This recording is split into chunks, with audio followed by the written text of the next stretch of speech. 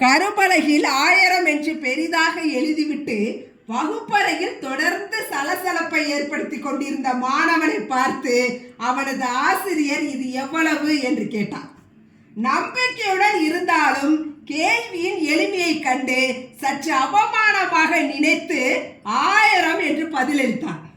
இப்போது ஆசிரியர் கூடுதலாக ஒரு 0வை அந்த எண்ணின் வலப்பக்கம் எழுதி, அதாவது 10,000 என எழுதிவிட்டு இது எவ்வளவு சொல் என்றார். அதற்கு அவன் 10,000 என்றான். மீண்டும் அந்த ஆசிரியர் இன்னொரு 0வை அந்த எண்ணின் இடப்பக்கம் எழுதிவிட்டு தம்பி இது எவ்வளவு என்றார். அதே 10,000 என்று பதிலளித்தான்.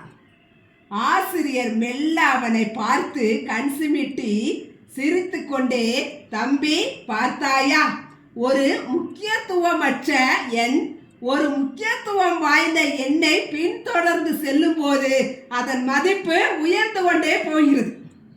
அதே எண் அந்த முக்கியத்துவம் வாய்ந்த எண்ணிற்கு முன்னால் செல்ல முயற்சிக்கும் போது அதன் மதிப்பு ஒன்றுமில்லாமல் போகிறது.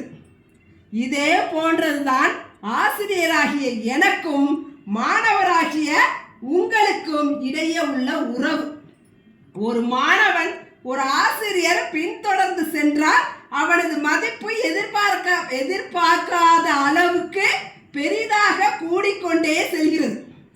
அதுவே எதிர்மாறாக அமைந்தால் என்ன நிகழும் என்பதை உங்களால் உணர முடிகிறது என்று சொல்லி முடித்தார். இது வகுப்பறை விதி மட்டுமல்ல, வாழ்க்கைக்கும் இது பொருந்தும். வாழ்க்கையின் விதிமுறையும் கூட.